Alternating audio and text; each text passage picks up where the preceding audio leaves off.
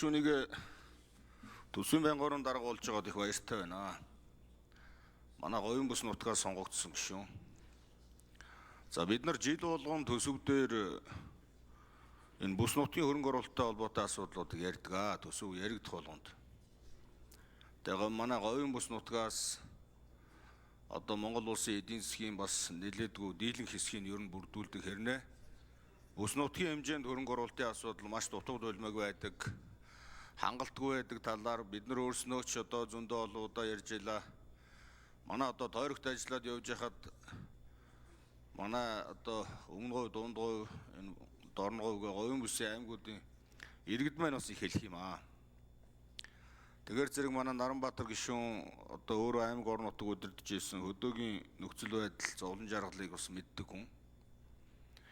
Тэгээд төсвийн байнгын дарга болж байна.